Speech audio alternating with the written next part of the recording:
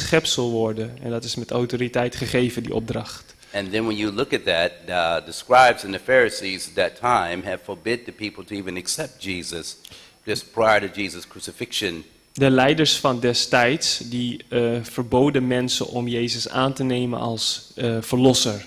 And if you understand the depth of how much they hated Christ at this point. En als we begrijpen hoe diep ze Jezus haten, They was hoping that after his crucifixion the disciples would stay in fear and never mention his name again. maakten ze de discipelen zo bang dat ze hoopten dat ze zijn naam niet meer zouden noemen. The Jews believed in God, De Joden geloofden dat God. but they did not believe that Jesus was the Messiah. Ze geloofden in God, maar niet in Jezus als Messias. They had read about the Spirit of God in the Old Testament, Ze lazen over de geest van God in het Oude Testament. but they did not accept Christ as Messiah. Maar ze ontvingen Jezus niet als And so Messias. when Peter says, repent every one of you and be converted and be baptized in Jesus' name, Dus wanneer Jezus hen zegt, bekeert u en betert u, opdat u gedoopt wordt in de naam van Jezus, it is a rebuke to the scribes and the Pharisees who have rejected Christ. is het eigenlijk een open veroordeling van de Farizeeën en schriftgeleerden die Jezus verwierpen. And so when we look at this from a theological standpoint, Wanneer we hier naar kijken vanuit een theologisch this perspectief, is called the juxtaposition. And juxtaposition, and it means that the Father, Son, and the Holy Ghost are three divine beings equal and on the same level as being deity. waar het om in this gaat, sense. is dat de Vader, Zoon en Heilige Geest allemaal het van hetzelfde, equal, een gelijke aard hebben. And that Jesus himself is the one saying it. That's the part that everybody seems to take very lightly. En Jezus zelf, die zegt dit. The same Jesus that said, if you love me, keep my commandments, is the same one that says, baptize them in the name of the Father, Son, and the Holy Ghost. Dezelfde Jezus die heeft And he gezegd, says, teach them to observe all things whatsoever I commanded you. dezelfde Jezus die gebood, indien u mij lief hebt, onderhoud mijn geboden, gaf ook de opdracht, So doop ze in to mij. treat that as that those are just titles, it shows that you are lightly disregarding the command of one of the most sacred ceremonies to be given to man that affect his innermost soul, and that is a man experiencing being born again through the acceptance of Christ and be buried with Christ in baptism. Ja, To dus come up as have a new life in him. we moeten hier dit niet in twijfel trekken of het lichtelijk opvatten, want dit staat voor wellicht de meest belangrijkste manifestatie van wedergeboren zijn. And the reason why I said this because years ago, right here in Herkervel, Waarom ik dit zeg is, een aantal jaar geleden hier op het Kervel we had a baptism. was er een doop. And we had one at Women's Quick up in Germany, and I forgot the other place we were at. And we had baptism, and we had baptized them. I was the one baptizing that time, and there were 36 people that got baptized. Zo'n 36 mensen werden gedoopt door mij. And they were all happy, and everybody was going on. But then later, about a few months after that, some brethren came in talking about we must be baptized in Jesus' name only. Een aantal maanden daarna kwamen er wat broeders en die vertelden hen, je mag alleen gedoopt worden in de naam van Jezus. And we would say, no, we baptized them correctly. And some of the people renounced their baptism of the being baptized in the name of the Father, Son, and Holy Ghost to get rebaptized in Jesus' name only. Sommige mensen gingen zo ver dat ze opnieuw gedoopt wilden worden en de eerste doop geen waarde, niet op prijs achten, omdat ze alleen in Jezus' naam gedoopt wilden worden. And walked away from this message. En vielen weg van deze boodschap. And at the same right not too long after that, some brethren came in saying that the Holy Ghost doesn't exist. En daarna kwamen de mensen die zeiden de Heilige Geest bestaat niet. This was all just in a matter of months after these people had got baptized and had been happy in the Lord. Dit was maar een aantal maanden nadat de mensen, veel mensen gedoopt werden en blij waren in de Heer. So I don't take that lightly. Dus lichtelijk opvangen And the moeten we niet scriptures are doen. very clear. Jesus himself gave the commission. Jezus zelf gaf de opdracht. This is not so much about a form as it is about a relationship. Het gaat niet zozeer om een vorm of een When symboliek, you're maar een baptized in relatie. these three names, Wanneer je ze doopt in de naam van deze drie, it means that you are entering into a relationship with the Father. dan zeg je dat je En treedt in een relatie met de Vader. We can talk to him, Abba, Father, our En dat we Father hem in nu heaven. Abba, Vader, onze Vader kunnen mogen noemen. And Jesus is the only name under heaven given where we must be saved. En hij is de enige naam onder deze hemel waardoor we gered worden. And we're to walk in the Spirit. En we moeten in de geest wandelen.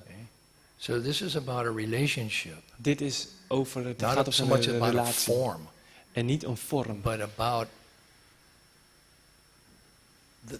what John says in 1 John 1.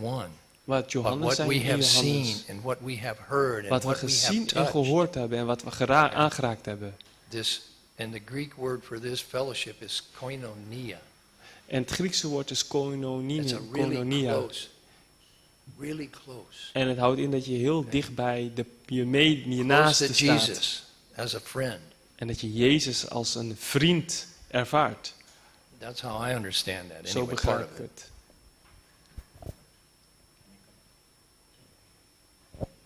We have to understand God's rescue plan, We moeten Gods verlossingsplan begrijpen. that the Godhead is involved De Godheid is betrokken to rescue man. om de mens te redden. And of course, people are struggling about the Godhead, Mensen worstelen over de Godheid. but the Bible is very clear De that Bijbel there's is duidelijk. the Father, the Son, and the Holy Ghost. De Vader, de Zoon en de Heilige Geest. And all three are involved in this rescue Alle plan. drie zijn betrokken in dit verlossingsplan. So let us stay strong in God's word. Laten we sterk blijven staan in Gods weldaad. I would like to add something. Ik wil nog iets toevoegen. In the sanctuary, In het heiligdom the Adventist doctrines are found. vind je de adventistische leerstellingen. So no one doubts that the baptism should be done in the name of Jesus. Niemand twijfelt eraan dat de doop in Jezus' naam moet Or gebeuren. even on the name of God the Father. Of in de naam van de Vader. The issue is more with the Holy Ghost.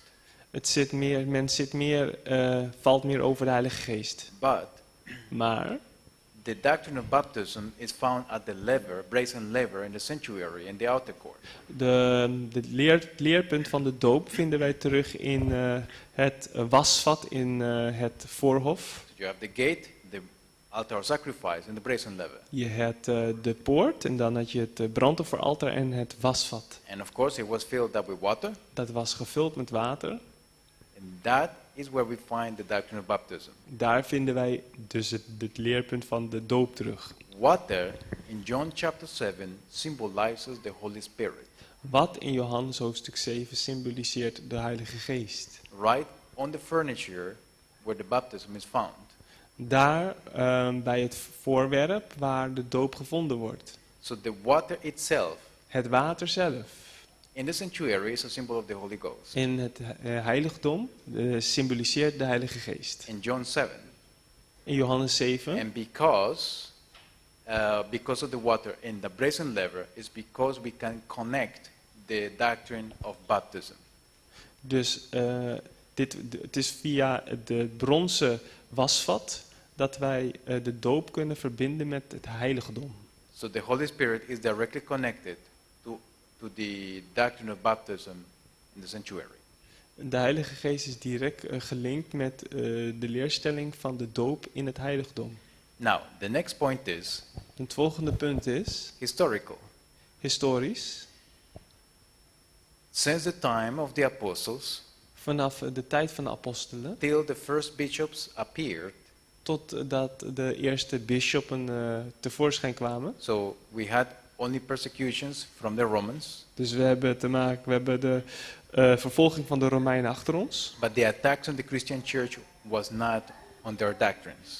Maar, say it again? The attacks from the Romans to the Christian church were not on the doctrines, Oh, were dus on persecuting them. de aanval vanuit Rome op christenen was niet op doctrines, maar op de christenen zelf. We find in some historical records Er zijn historische verslagen that the baptisms conducted by the early Christian church dat de doop die uitgevoerd werd door de vroege gemeente was in the name of the Father, werd gedaan in de naam van de the Vader, Son, and the Holy Ghost. de Zoon en de Heilige Geest. And they go that far in describing how they believed the Godhead. En ze gingen zo ver om uit te leggen hoe ze keken naar de Godheid. And when you read their writings, they believe the Godhead as we explained today. No, sorry, we explained this week. Als je kijkt naar hoe zij keken naar de Godheid, dan is het zoals wij dat deze week hebben bestudeerd.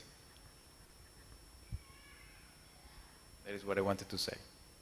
Dat wilde ik kwijt.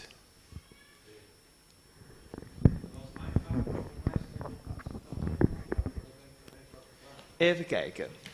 Daar staat, vraag, hoe moet dit bezien worden? Dus dan noem je teksten, Handelingen 2:38, 10:48, 19:5, Handelingen 8 vers 16 is anders afwijkend. En dan noem je ook Galaten 3 vers 27. En dan is jouw vraag, hoe moet dit bezien worden?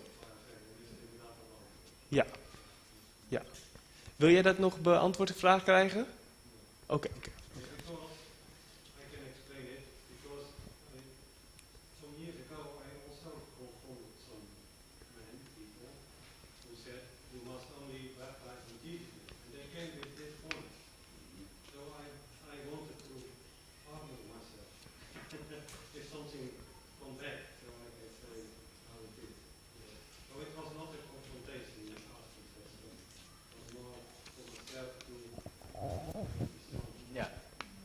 Goed, dus deze broeder die ontmoette mensen die zeiden je moet alleen gedoopt worden in de naam van Jezus. En hij wil voor zichzelf de juiste bewijzen weten waarom het anders is.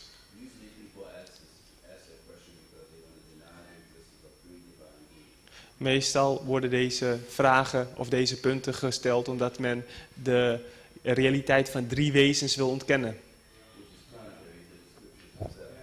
En dat is natuurlijk tegengesteld aan de schriften zelf.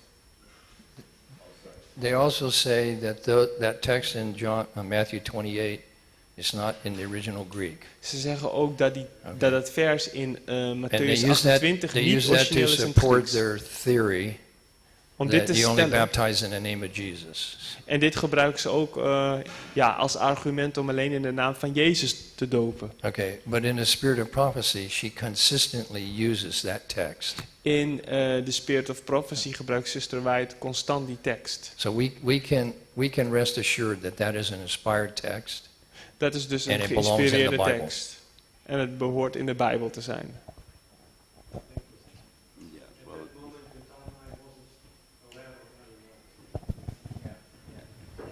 She said, and as Sebastian brought out earlier about the 3 living persons, showing that the Holy Spirit is also a person, you have the statement here. Ellen White never used the term Trinity. Ellen White gebruikte nooit de term Now, Trinity, even de eenheid. though we as Adventists believe in 3 divine beings, Alhoewel wij wel geloofden als Adventisten in 3 goddelijke wezens. not one God in 3 persons, Niet 1 God in 3 personen. 3 distinct beings, 3 onafhankelijke, aparte wezens. 1 in mind, 1 in gezindheid. 1 in character, 1 in karakter. 1 in purpose, 1 in doeleinde. and each submitting to the other for the salvation of man. En elk een maakt zich ondergeschikt aan de ander voor de verlossing van de mens. Ellen White never used the term Trinity, Ellen White gebruikte nooit de term de drie-eenheid. although she did refer to 3 living persons Alhoewel ze wel refereerde aan 3 levende personen of the heavenly trio. van de hemelse trio. This is found in the book Evangelism, the very book that the people who get into this tell you don't read. It has Dit, been tampered with. dit is dus vind je in het boek Evangelism van Ellen But White. if you go to the original writing and review in Herald, or an original manuscript on where this event, where the quotation is found, that has not been tampered with, and it still says 3 living persons. En Ellen White heeft het dus heel duidelijk. Als je teruggaat naar, want sommige uitspraken van haar die vind je terug in compilaties, maar als je naar de bron gaat, vind je de uitspraak 3 levende personen. As it says, she believed in the full deity of Christ, Ze geloofden in de volledige godheid van Christus. stating that Christ was God essentially Hij was God in essentie. and in the highest sense. En in de grootste, hoe zou ik het zeggen? He was God from all eternity, Hij was God van alle eeuwigheid af.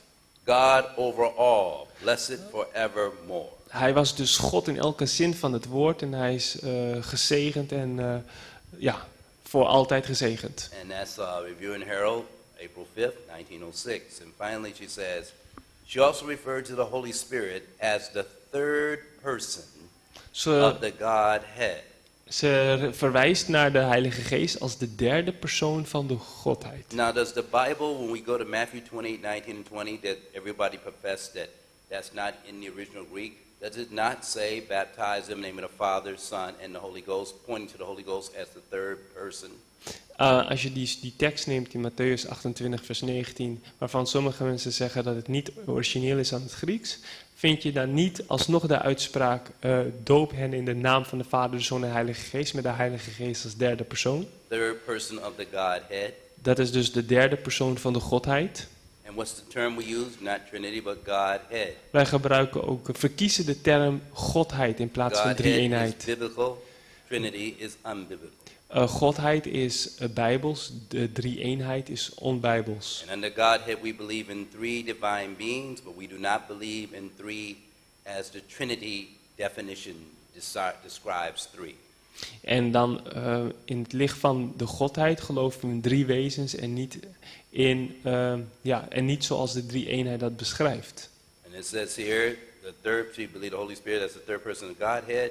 That's Desire of Ages, page 671. You can read that there. Desire of Ages Dus 671. in de Wens der Eeuwen, pagina 671, daar lees je. Her comments are as collected in Evangelism, page 613 and 617, suggest that she believed the scriptures taught the existence of three divine persons. En in het boek Evangelism, pagina 613 tot 617, zegt ze dat haar citaat doet de suggestie dat ze geloofde in het bestaan van drie personen. And you remember, Sebastian was talking about this, right? Sebastian die sprak hier eerder over. And it says, now remember he talked about the Holy Spirit had personality? You remember that we was having a study Dat today? de Heilige Geest een persoonlijkheid had. Listen to this. Dit is wat ze zegt. It says, when referring to the Holy Spirit, several statements regarding the personality of the Holy Spirit are collected. Wanneer we het hebben over de Heilige Geest, er zijn er verschillende uitspraken over de persoonlijkheid van de Heilige Geest verzameld. The Holy Spirit has personality. De Heilige Geest heeft een persoonlijkheid. Else he could not bear witness with our spirits that we are children of God. Anders zou hij niet kunnen getuigen met onze geest dat wij de kinderen van God zijn. He must be a divine person. Hij moet een goddelijk persoon zijn. Else how could he search out the secret things that lie hidden in the mind of God? Hoe kan hij anders de geheime dingen die opgeborgen liggen in de geest van God onderzoeken? So I just wanted to leave that thought. Daar wil ik het bij laten. Another way to find out if a text is genuine in the Bible Een andere manier om uit te vinden of een tekst origineel is aan de Bijbel. we know that if Sister White uses a text, then it is safe for us. Wanneer Ellen White een tekst citeert, dan is het veilig voor ons. But the other way is to check the early translations that the Waldenses made in the 1st, 2nd and 3rd centuries. Dan kun je alsnog onderzoek doen en kijken naar de vroegere vertalingen die de Waldenzen hebben gemaakt in de 3e en 4e eeuw. So that text of Matthew 28 is there. En dan zul je zien dat een tekst als Matthäus 28 aanwezig is. And the text of 1 John 4 and 5, where the three are mentioned, is also there. En de tekst in 1 Johannes, waar de 3 worden genoemd, is ook daar. Okay. Shall we go to the next question? Zullen we naar de volgende vraag gaan? Why did God in Samuel 1:15 command Israel to destroy a whole race? Waarom heeft God in 1 Samuel opdracht gegeven om een heel geslacht uit te roeien, Including women and children. inclusief vrouwen en kinderen? And are those people all condemned to hell? En zijn al deze mensen dus veroordeeld tot eeuwige vernietiging? Now, we do have evidence. We hebben bewijs. Oh. Well, we are told Ons wordt verteld that the Amalekites had Dat been on een- probation for a long time. dat de Amalekieten een lange genadetijd hadden. And they finally had exhausted God's patience. En op den duur, toen hebben ze raakte Gods geduld op met hen. And to prevent the overflowing scourge of sin, En om een halt toe te roepen aan de vernietigende invloed van zonde, this race had to be checked. moest Gods genade aan banden gelegd worden. All right, so it was an act of mercy, and actually, to Dus save the eigenlijk- rest of the country from being overrun by this thinking of the Amorites. Het was eigenlijk uit genade dat God korte metten maakte met het volk. So that was the reason why God commanded it was Saul to do this. Daarom dat God dat als opdracht gaf aan Saul om te doen.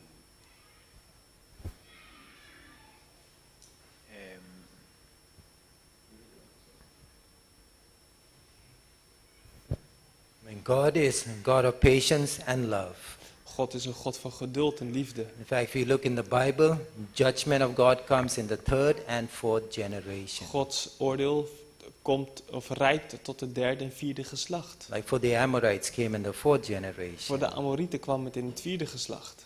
In the days of Noah In de dagen van Noach came in the third generation. was het in het derde geslacht. So God is a merciful God. God is een enorme genadevolle God. And today we are living in the last generation, the En we fourth leven generation. in de laatste generatie. And so we need to get ready to meet Jesus. We moeten ons gereed maken om Jezus te ontmoeten. I know this may not seem that much, but here is this is the original letter Hier zie je een that originele they brief. photographed in Ellen White Estate. Hebben ze gefotografeerd. Where they wanted to find out, did she really write that the Holy Spirit to have personality, En, was a personal being? en de vraag is of ze werkelijk zelf geschreven heeft dat de Heilige And Geest it een said the Holy persoonlijk wezen Spirit is. leads us to the written word. En de Heilige Geest leidt ons naar het The geschreven Holy Spirit woord. is a person, De Heilige Geest is een for persoon. he beareth witness Want with our spirits that we are children of God. hij getuigt met onze geest dat wij de She kinderen van constantly God is writing zijn. about it, but these are just two aspects of it. Ze herhaalt dat constant. It behooves us sometime to go back and look at the original content. This is the original letter Soms is het goed that om was given te in kijken her naar de diary. originele brief. Dan weet je het zeker. And I've been to the White State. I've been to where she had this written, and I saw it. And they kept it in a glass case, but I saw the actual writing that others had saw over the years and bear witness that she said she wrote in her own handwriting that the Holy Spirit was a third person and that he was the one that leads us into the Word of God, and that he bears witness with our spirits that we are children of God. Ik ben naar een plek geweest waar Ellen White geweest is en een ander geschreven heeft. En dat heb ik dus zelf met eigen ogen gezien. This is taken from the diary page. This is taken from Ellen White's bio. Dit komt uit, dit is een brief uit Ellen White's biografie. It's available online. Het is online te zien. Right here.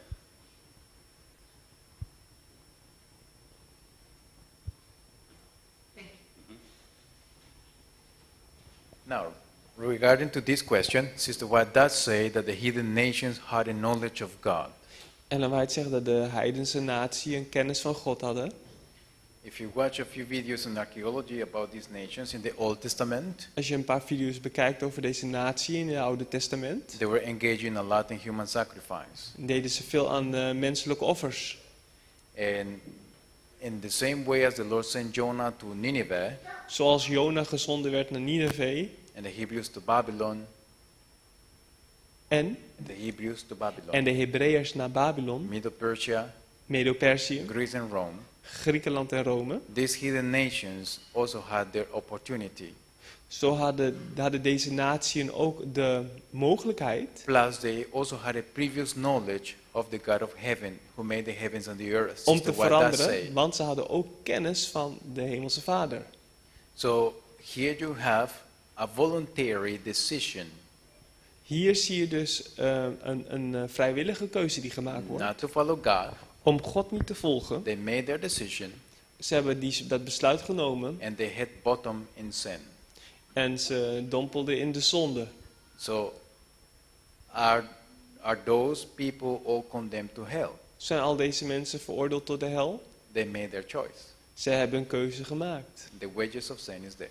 En het loon van de zonde is de dood. Now, regarding these nations, we also learn Over deze natie leren wij ook that in our modern times the Lord destroyed cities, in dat God ook hele steden heeft weggevaagd. whether by earthquake or flood, Zij door de vloed of door aardbevingen. or even down here in Italy by a volcano. En zelfs in Italië door een vulkaansuitbarsting. If you have heard about Pompeii, Als u gehoord hebt van Pompeii. Nero lived there. Nero woonde daar. When you go and check the place, Wanneer je kijkt naar die plek. the place was degraded in sexuality like wild beasts. Had het zich helemaal overgegeven aan sensualiteit en ontucht. In all sort of sin that you can think under the sun. En allerlei zonden die je maar kunt bedenken. The volcano erupted De vulkaan barstte uit. and froze everybody in the actual act of sin. En iedereen die werd bedolven tijdens de handeling zelf. De zondige handeling zelf. But they had a knowledge of God because the Christians were in Rome and in Italy for centuries. Maar zij hadden kennis van God, want christenen vertoefden daar voor eeuwen. Yes. I have a question about that because a child like this child, Een he kind is innocent. is onschuldig. Oh yeah, sorry. Then I asked myself, when Jesus came back, that child that was dead, is he going to heaven? Een kind die dus onschuldig is en zo kwam te overlijden. Hoe zit het daarmee? That's a good question. Een goede vraag. Well, I'll take a stab at it. Ik wil daar het liefst uit blijven.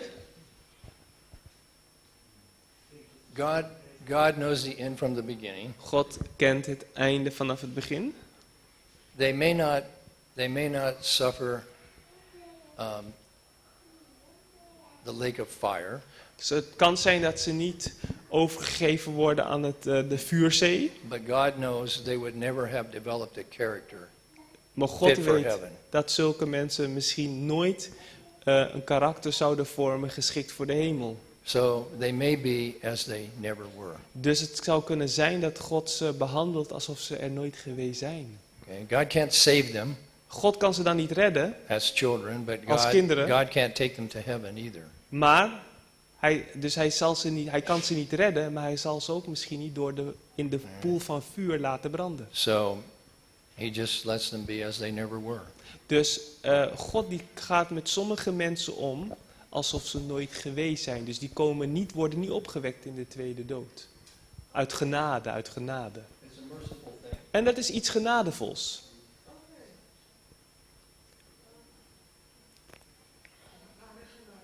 Wat zegt u? Okay. The other thing, sorry. And the other thing is that Een ander ding is, as Israel would continue to thrive, when God said kill the children, it was simply because the children would, because of their background and their nature of their customs and also knowing that their parents and everyone, if he let them live, these children would grow up with a hatred against Israel and seek to destroy Israel later. Dus wat gebeurt? Die kinderen werden ook gedood, omdat God weet van deze kinderen die een achtergrond hebben, die bepaalde gewoonten en normen kennen, die zouden later als ze groter worden alleen maar haat kweken voor Israël. This is why God said at times, wipe out everything. En Don't daarom leave dat God nothing. ook gebiedt, vaag alles weg, een schone lei. You got to remember, they were steeped in pagan idolatry Ze and waren, in pagan rituals we and moeten niet rites. vergeten, ze waren helemaal doordrenkt met heidense ideologie en rituelen. And the Apostle Paul says that we know that idols are nothing in this world, and they that worship idols worship devils. En zij die afgoden dienen duivelen. And that's what you're watching today when you watch this thing, when you see the things with the Epstein files. And Dat zie je dus ook you're met die looking at the Epstein perversions that are taking place. files, met alle perverse dingen die gebeuren.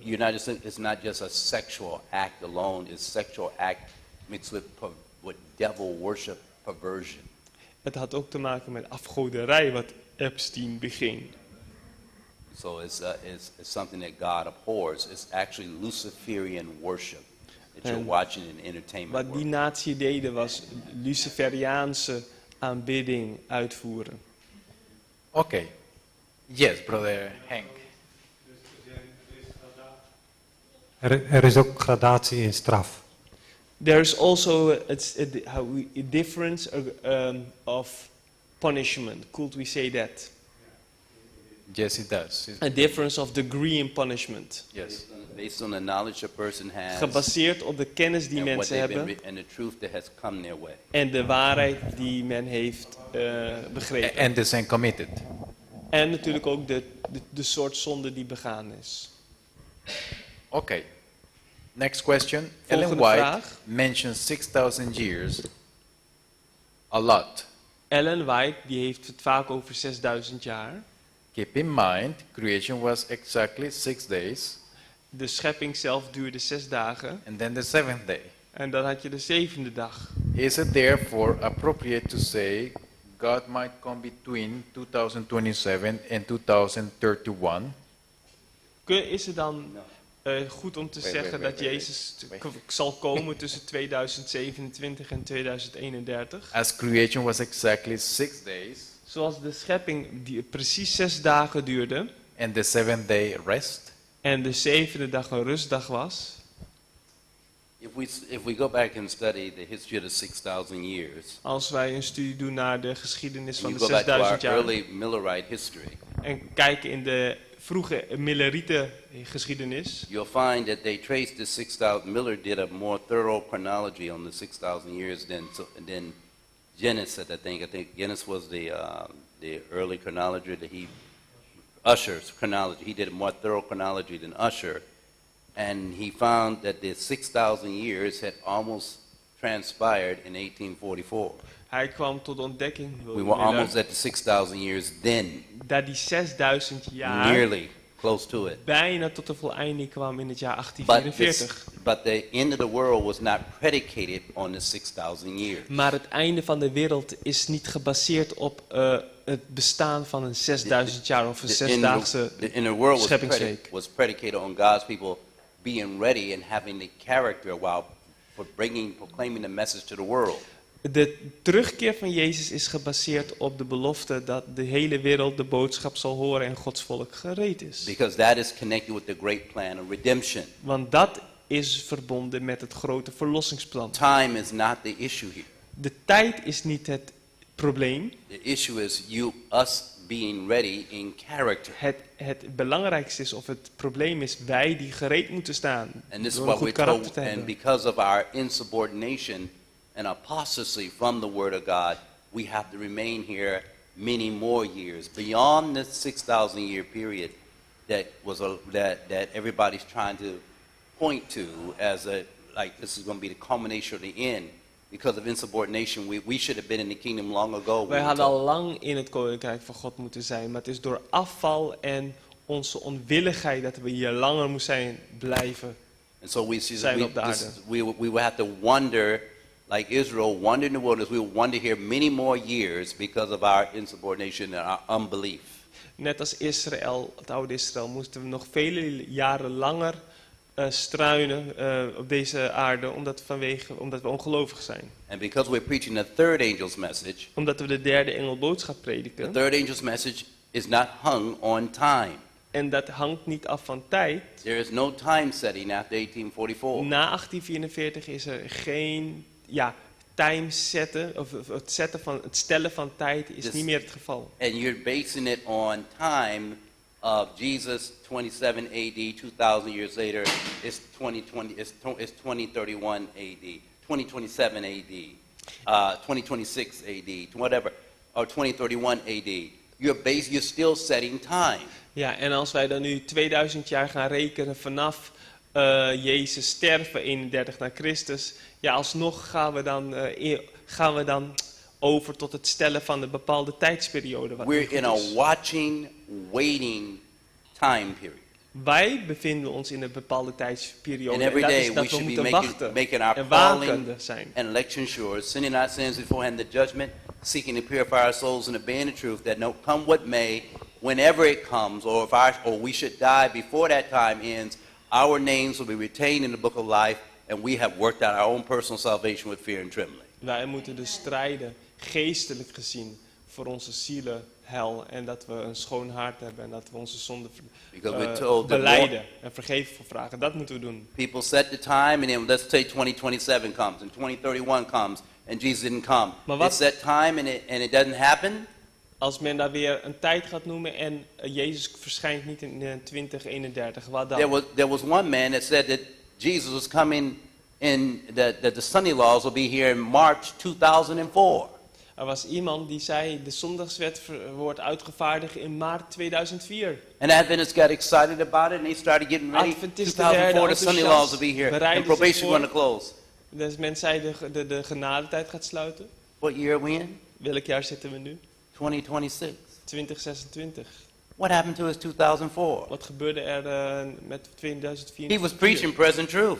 Hij predikte present truth. Supposed to be believing the same things we're talking about right now. Hij geloofde in hetzelfde als wat wij nu prediken. 2004 came and gone. Why? 2004 is voorbij. Because he veered away from the foundational truth of the third angel's message Omdat about hij- time setting. Afweek van het fundament van de drie engelenboodschap. En dat is dat er geen tijd meer gesteld moet worden. The als third ultimatum. angel's message is not hung on time, brothers and Het sisters. is niet gebaseerd op een ultimatum van tijd. This is a time when you walk by faith and not by sight. Het is een tijd waarin we moeten lopen door geloof en niet door wat we zien.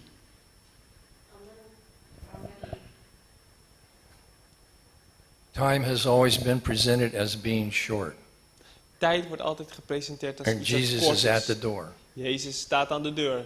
Now, we've been here 185 We years zijn since hier nu al 1844. 185 jaar sinds Jesus 1844. hasn't come yet. Jezus is nog niet gekomen. The problem with time setting Het is probleem met het stellen van een ultimatum. it leads people into complacency. My Lord delayeth his coming.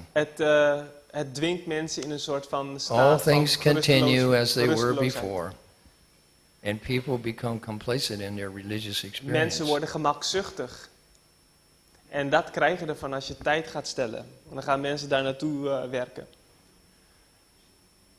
If you want to make an analogy Als je even een analogie wil of nemen. the days of creation, En bijvoorbeeld de analogie neemt van de scheppingsweek. the Sabbath would be more appropriate to the millennium.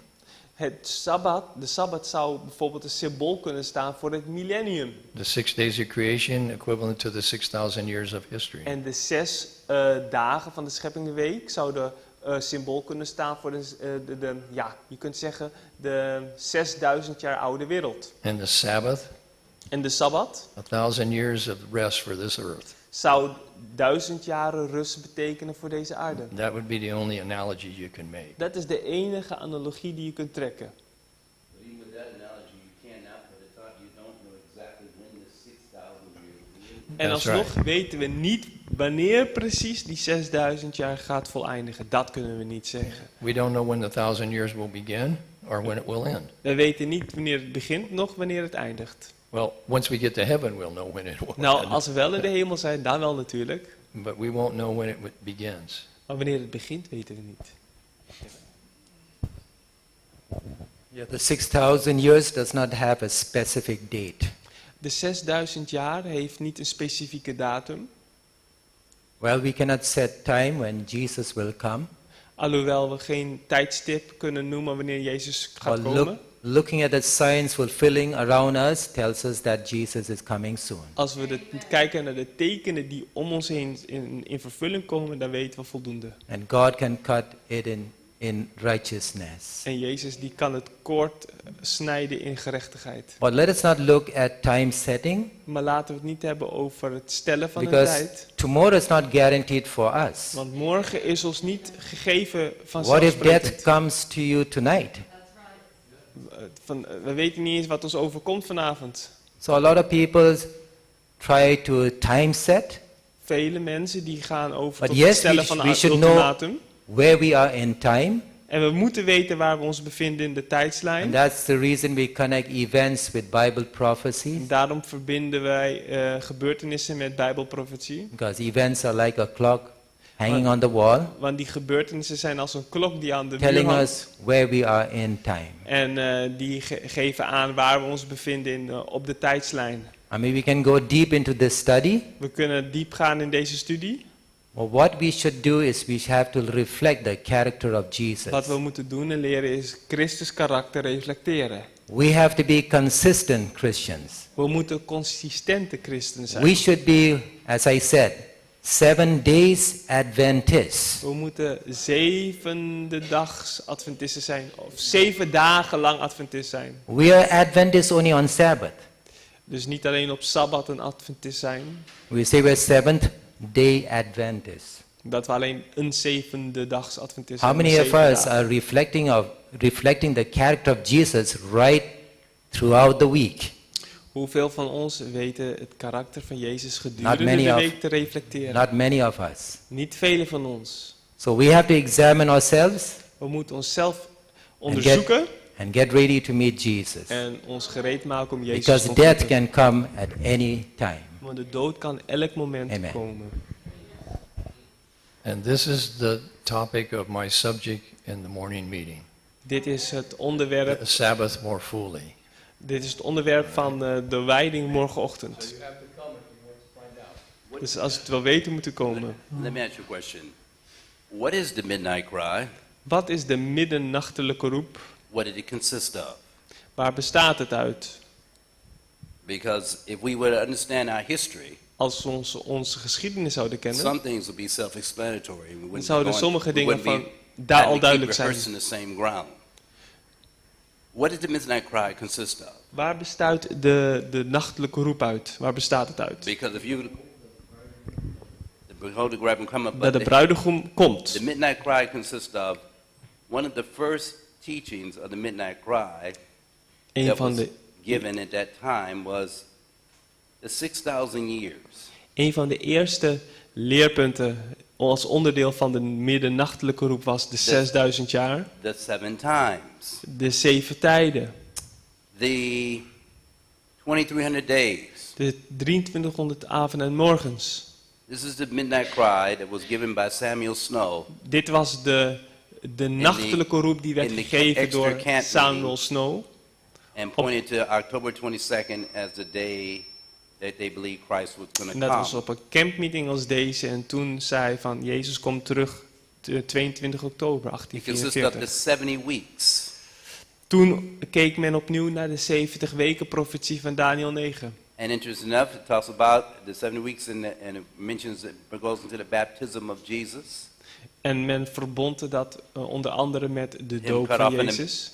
This of the week. What I'm trying to get you to see is that it also dealt with the confirming of the covenant, showing that God's covenant would stand and that Christ came to show that the covenant can be kept, not destroyed or done away with. Het was ook het punt dat zij ontdekten dat het verbond door Christus bekrachtigd werd en dat wij dat kunnen houden en niet dat het vernietigd werd. And it consists of the types and the antitypes. En men begreep ook meer van de type en antitype. And it showed the different feast days met fulfillment.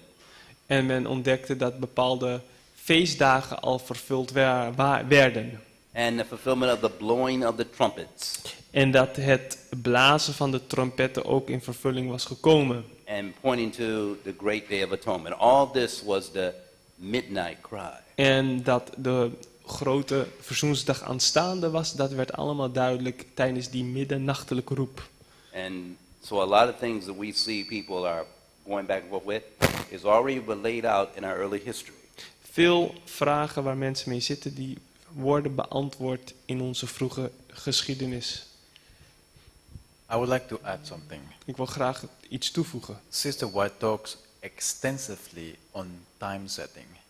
Ellen White praat breedvoerig over het stellen van een bepaalde tijd. She says God's people after 1844 will no longer be tested on time. Gods volk zal na 1844 niet meer getest worden op het punt van tijd. It is not God's will that his people be computing time En het after is niet Gods wil 1844. dat Gods volk nog bepaalde perioden of tijdsperioden gaan berekenen. And there are dozens of quotations like that. En er zijn een dozijn statements daarover. But regarding the age of the earth, Maar over de leeftijd van de aarde, just to give you an example, om een voorbeeld te geven, when Jesus was born, toen Jezus geboren she was, says the earth was about 4,000 years old. zegt ze, de wereld was ongeveer 4000 jaar oud. When he died, Toen hij stierf, she makes the same statement.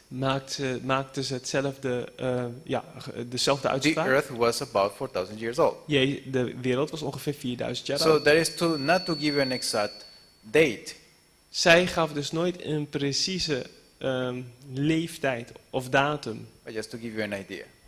Dit noem ik om u een idee te geven. That is my answer. Dat is mijn aandeel. Just to show you again, it says the true midnight cry, page 88. On the first day of that month, we learned that in Leviticus 23, 23, 25 was memorial of the blowing of the trumpets. We can see Psalms 81:3. Blow ye the trumpet in the new moon, and in the time appointed, and on our solemn feasts. See also Revelation 10:7 and 11. But in the days of the voice of the seventh angel, when he shall begin to sound, the mystery of God shall be finished, as he has declared unto his servants the prophets. On the first day of the 10th month, 6,000 years being complete, from the first day of the week of creation to the great millennial Sabbath, will be introduced by the sounding of the seventh trumpet. Dus eigenlijk This is wat hier staat, what they were teaching at that time, wat ze in die tijd onderwezen, was prior to 1844. dat wat ze onderwezen voor 1844, was dat op de eerste dag van de 7e maand, toen eindigde de periode van 6000 jaar en dat kort daarop het 7000ste jaar ingeluid zou worden. Of tenminste het millennium ingeluid zou worden. And I guarantee you what Pastor Barry is reading, when you hear these sermons on YouTube about the 6,000 years, they are not doing the chronology that these guys made. Wanneer je veel lezingen hoort over de aarde die maar 6000 jaar oud zal worden, dan zie je niet zo vaak een gedegen onderzoek naar de chronologie als wat de pionieren deden. But if you understood correctly, Maar als we het goed begrijpen, their chronology was showing that the 6,000 years will end when the seventh trumpet sounds. volgens hen eindigde de 6000 jaar wanneer de 7e trompet geblazen zou worden. That is 1844. En dat is voor 1844. That was in, you can go back and read it. What I'm saying though, even if it did or didn't, the issue was simply this. If we go back and look at this, the 6,000 years is almost up then. That's why we wrote in Great Controversy, she said the 6,000 years was nearly up or finished. And then she writes about the 6,000 years up and then talk about, this is after the millennium, and she talks about the devil, the angels being destroyed and all these different things. Like that. She has several quotations. But the early pioneers already came to the point to know that 1844 had marked the 6,000 years nearly finished. Ja, dus de pionieren kwamen tot de overtuiging dat die 6000 jaar ergens zouden eindigen rond 1844. But the sound of the seventh trumpet and the third woe is taking us into the Day of Atonement. Maar het blazen van de zevende trompet en de derde wee brengt ons naar, of bepaalt ons bij de grote verzoensdag. So, if we go waiting on the 7,000 year, which is the millennium, you still got 100. You still got you still got 100. You still got 1,000 years ago. If you were still looking at the idea that 6,000 years is almost up, or if the time should go after that. That's why God did not give us time. God gaf ons om verschillende Thank God he redenen did. geen specifieke tijd. So let's go back when you have time to look at it. That's all. Yeah. Yes. Go ahead. I think looking to the date is basically not the correct way to look at it. But we better can look at Bible itself, because the Bible itself uses always types. And when you look at the Day of Atonement, you see that the service of the Day of Atonement, you see that the high priest goes to the most holy place. But after that, he needs to cleanse the holy place, and then he comes after that to the forehof again, to the courtyard again, which is basically when Jesus comes back. But before that, there needs to be the sin bok, hoe noem je dat? Blot it out. Azazel. Azazel needs to go to the wilderness. And it is not the high priest who is doing Azazel away.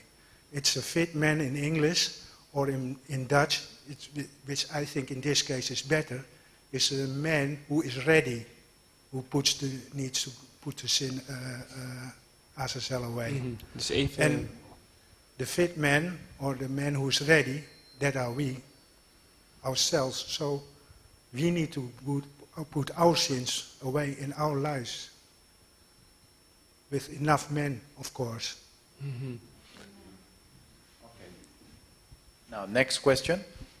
Volgende vraag. Ellen White wrote, not 1 in 20, which is 5%.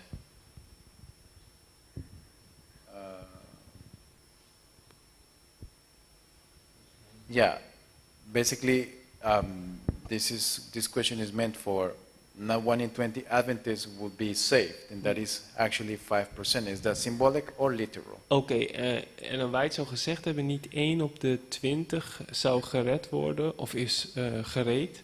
En de vraag is dit symbolisch of letterlijk? I'll try. I don't know that it's important whether it's literal or symbolic. What's important is Wat belangrijk is niet of het letterlijk of symbolisch is. Wat belangrijk is what's important is what that message is trying to convey to us. wat haar Of how boodschap, many people are not ready. wat die boodschap eigenlijk voor ons betekent. A Hoeveel mensen niet significant gereed number zijn. of God's people are not ready.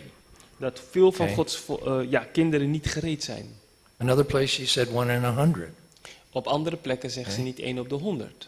So I think it's dealing with the gravity of the situation, not so much as a numerical value. Het gaat dus niet zozeer om een numerieke waarde, maar meer om een idee te geven hoe weinig voorbereid zijn. I believe the same. Ik geloof hetzelfde. Just want to add to it. Ik wil graag dit eraan toevoegen. I agree what Brother John Davis said. Ik ben het eens met wat broeder John Davis zei. We need to understand how God numbers his people. We moeten begrijpen hoe God zijn volk calculeert, telt. If you go to the book of Deuteronomy, Als je gaat naar het boek Deuteronomium, God numbers only the men from the age of 20 upwards. God die telt alleen de mannen van 20 jaar en ouder.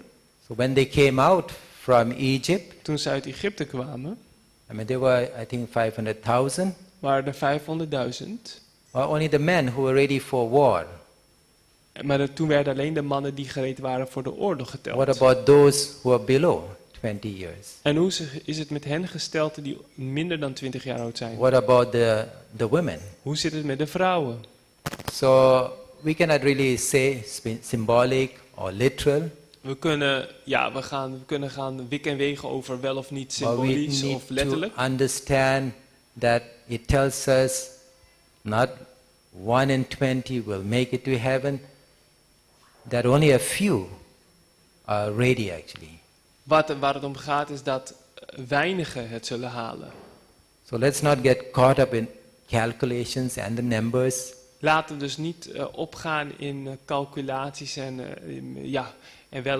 kijken hoeveel leden gered worden. Well, what is really important in our life Wat belangrijk is in ons leven is how do we run our life? hoe wij ons leven leiden. You can have a study We kunnen een studie hebben on various subjects, over verschillende but onderwerpen. the only thing that you'll take from this earth to the next is your character. Maar het enige wat je meeneemt naar de hemel is je karakter. You may have a name as Seventh-day We Adventist, kunnen een naam hebben als but you adventist. may not live up to that name. Maar het kan zijn dat we niet leven overeenkomstig die What overtuiging. is the use? Wat is dan... So as we're living in the end of time, Terwijl we leven in het einde der tijd, we need to focus more on our characters. moeten we meer op ons karakter focussen. We need to have the Christ-like We character. hebben een Christus gelijk karakter nodig. If not, there'll be many who will be lost on that day. En velen zullen verloren gaan op dat punt. God bless. Mogen de Heer ons helpen. God zegen. That is, first of all, I just want to say that I don't know I don't know how you take a statement like that from gospel workers and make that statement and try to say, is it literal or symbolic, when literal or symbolic has nothing to do with it. The Okay. issue is, the statement is too plain to try to put it in symbolism or literalism. It said not 1 in 20 Adventists are ready. Ze zeggen niet 1 op de 20 adventisten is gereed. That has nothing to do with symbolism. Ja, It's literal, it's a generic statement of literal Adventists who are not prepared for the second coming of Christ, Dus- or if God should even come to them in judgment. De strekking van de uitspraak is There is heel weinig. there's no symbolism there. Minder dan 1 op de 20 is And gereed so toen Jezus the statement is very clear. De statement is heel erg If you're an duidelijk. Adventist, Als je een adventist bent, how many Adventists in this room? Is it hoeveel 20 of us in this adventisten room? zitten er in deze zaal? 20 misschien? Not 1 in 20 Niet is 1 ready op 20 is gereed to close their earthly chapter in their life. om hun leven af te sluiten hier op aarde. Is any symbolism there? Zit daar enige symboliek No, in? Nee. that's not 1 in 40, Niet 1 op de 40. not 2 in 40, but however you Niet want to put 2 op it. de 40. But it's talking literal Adventists in a generic term, showing very clearly that if we are not making the preparation, if we've neglected it, we're not ready. Simple Yeah. as that. And- It doesn't have no symbolism there. Ja, en dus eigenlijk wat ze zeggen is dat we moeten ons gereed maken. Oké, Question. ik wil wat vragen. Vraag je? Ja, omdat als ik naar de nominale kerk ga, If I go to the normal church, en dan zie ik iedereen die niet zoals Adventist gedraagt. Ik bedoel qua kleding, qua manier van doen. yeah, when you notice that there are a lot of people who do not live according to the standard we as Adventists have, Dan ga ik denken dat niemand gered zal worden in die kerk. then I might think that no one in that church will make it. You should always remember that no matter where you're at, Je moet niet vergeten waar je ook bent. God has faithful people Overal heeft God getrouwe kinderen. in every church, In elke kerk. not just in the first day churches. Niet alleen in de zondagvierende You have some kerken. faithful ones right here in the organized churches and in the self-supporting Er circles. zitten ook trouwe volgelingen van Jezus in de self-supporting circles en de officiële gemeente. It is not for us to decide who gonna make it and who not. Het is niet aan ons om te bepalen wie wel of niet gered wordt. It's for us to decide if we're gonna make it. Het is aan ons om te bepalen of wij het Am zullen I gonna halen. make it? Of ik het ga halen. When Jesus was talking to Peter, and Jesus said, if you love me, feed my sheep. And then Jesus was walking with Peter, and Peter said, what about John? He said, what is that to you? Follow thou me. Toen Petrus met Jezus was. En, Don't worry. In other words, don't worry about Peter. Peter, don't worry about John and James. You follow me. En Petrus ging vragen naar Johannes. En toen zei Jezus, wat heeft dat met jou te maken? Hou je maar bezig met je eigen zaken. Our eyes must stay focused upon Jesus. Onze ogen moeten op Jezus gericht zijn. He is our example. Hij is ons voorbeeld. He is the one we're seeking to become En like. hem moeten we shaping our volgen en op characters hem and being willen we molded into. lijken. So it to me is very clear that we should be in a watching, waiting position. We don't have time to pass judgment on others. We don't know who they are. We don't live in their lives. We don't know what they do We weten in niet the wat dark. mensen doen. That's hoe all ze God's leven. business. Dat is van Our God. business is to work out our salvation Wij moeten werken aan and onszelf. be an example to the brethren. If En een voorbeeld zijn. Om dat te zeggen, ik ben van de kerk weggegaan en ik ben nu in een groep. I left church and I'm now part of a group. En wanneer ik praat met Adventisten van die kerk, When I speak with people of those church, Adventists of those church, ze vragen of je nog Adventist bent. they still ask you, are you an Adventist? Still. Well, remember, as we have addressed these questions before, We hebben deze vraag al eerder behandeld. Jesus, the Savior, preached the first and the last sermon in a church. Hij heeft de eerste One time. en laatste prediking aan de kerk gepredikt. And then he was meeting people in the mountains, Toen ontmoette hij mensen in de bergen, in the forests, in het woud. also in the Sabbath day. Ook op de Sabbatdag. So question, Vraag is, the people that were with Jesus on the Sabbath, then obviously were not in the synagogue on the Sabbath. de mensen die Jezus ontmoetten op Sabbat waren overduidelijk niet op dezelfde tijd in de synagoge. Were they doing wrong? En waren die mensen verkeerd bezig? Second aspect to the question Tweede aspect van de vraag is is, why did they go there and Waarom not to the gingen ze synagogue on daarheen? the Sabbath? waarom gingen ze naar Jezus in het woud of in de bossen, maar niet naar die synagoge? The Bible says the rabbis were teaching their theories to the people. De Bijbel zegt dat de rabbies menselijke theorieën onderwezen aan het volk. Jesus spoke with example and with authority, full of the Holy Ghost. Jezus sprak met autoriteit en in de kracht van de Heilige Geest. And so we have these issues were taking place fully in the time of in Jesus' ministry. En dus we hebben deze voorbeelden die plaatsvonden ten tijde van Jezus' dienstwerk op aarde.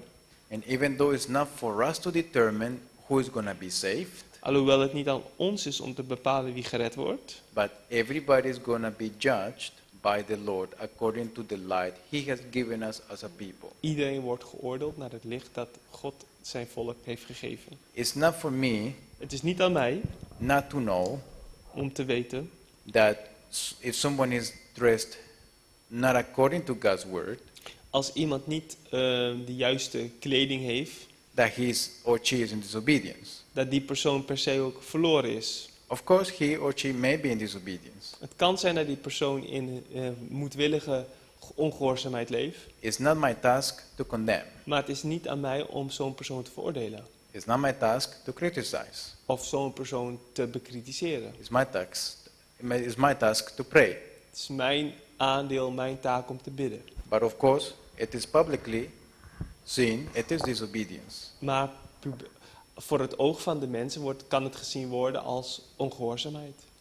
Still those who are eating meat, for example. Of dat geldt ook voor mensen die nog vlees eten. We know clearly from the spirit of prophecy on that aspect. We weten deelduidelijk hoe de geest der profetie op dat punt is. So we don't know if the person who is eating meat will repent at the end. We weten niet of zo'n persoon die nog vlees eet aan The het Lord einde knows. zich zal bekeren. Dat But weet de Heer. but if he doesn't, Maar als die persoon dat niet doet, I don't judge, but the Bible does. ik ga niet oordelen, dat doet God. Ja. Sister White says clearly what would be the outcome if repentance is not there in the soul. Wat voor nut heeft het als er geen bekering is in de ziel? So what makes you an Adventist? Wat maakt ons tot de Adventist? Not that you belong to a party or to a group or to a structure. Niet dat we deel zijn van een groep of een structuur. If that is that you have the beliefs that God gave us. Dat je je vasthoudt aan het geloof dat God ons gaf.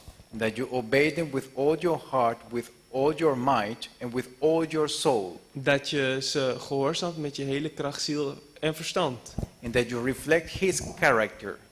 En dat je zijn karakter reflecteert. That makes you an Adventist. En dat maakt je tot een Adventist. Other times they say, oh, you don't go to church, then you are a Reformed SDA, because you don't come to church. Of als je niet naar de kerk gaat, dan zie je ze als iemand die afzijdig staat. Als een, ja. Well, they have told many times to me, for example, I have never been to a Reformed SDA church in my life. Ze denken dat je dan je van de reformatie bent, maar hij is zelf nooit naar een gemeente geweest van die groep. And I don't know anybody there. But En ik ken verder daar ook niemand. nevertheless, we are to treat them as Jesus treated the Samaritans. Maar we moeten hen behandelen zoals Jezus de Samaritanen behandelde. So that partition wall is also wrong. Dus die scheidingsmuur is ook verkeerd. Okay, what makes you an SDA Reform? Wat maakt een SDA of een Adventist van de reformatie? That you believe and agree on the points of doctrines that they have. Oké, dat we het over eens zijn en geloven wat zij geloven qua doctrines. Okay, probably that you worship there regularly. Regular? Probably that you worship there regularly. Oh, als je dat gelooft, dat betekent dat je daar ook vaak of regelmatig dienst houdt. If that is not the case, Als je dat niet doet, then it is a calumny. een colony. Calumny. Calumny. A lie. Oh, dan is het een leugen. A colony. Oh, I don't know that word. Calumny. A lie. Een leugen. And that's about it. So, you are lied to, and everybody who shall live godly shall suffer persecution. En ieder die godsvruchtig wil leven zal vervolging te maken krijgen. Let's look at one. Oh, I just want to say one thing. Ik wil één ding zeggen. Because sometimes people take this idea that if you say you're an Adventist and you don't eat meat, then we're attacking people in their diet. Let me help you out. Soms denkt men dat wanneer wij zeggen, als je vlees eet ben je geadventist en dat we mensen aanvallen op hun dieet. It's not Ellen White. Het is niet Ellen White. That's calling for you to sustain from and change your diet. Om af te zien van vlees eten en je dieet te veranderen. It is God and His plan of redemption. Het is God en zijn verlossingsplan. That's calling for the change in your diet. Om je dieet aan te passen. When God made man, He did not give him meat. Toen God de mens schiep, gaf hij ze geen vlees. When God made man, He gave him a fruit diet in the beginning. Gaf hij ze een plantaardig dieet. Then after sin, we have grains and vegetables. En daarna de zonde hadden wij groenten en zaaddragende middelen. Waarom? Why didn't God give us meat? Waarom gaf God ons You mean vlees? the animals with 4 eyes and 4 legs were never meant for man to eat? Wil je zeggen dat levende dieren nooit eigenlijk geschikt zijn geweest als dieet voor de mens? With 2 eyes and 4 legs? Dus wezens met 2 ogen en 4 poten? No. Nee. Man was meant to eat and be sustained by the food that was in the garden. De mens is geschapen om zichzelf te onderhouden en zich te voeden met plantaardig It is eten. through sin and perversion that we have been so carnal-minded to the point we want to eat meat. Door de zonde zijn we zo zo laag, zo diep gezakt dat we tot het punt kwamen om zelf vlees te eten. And the plan of salvation involves restoration of the image of God in man. En het plan van verlossing houdt het herstel van het beeld van de mens, van God in de mens in. And from the physical standpoint, it means that God wants to now cleanse your body temple of defilement.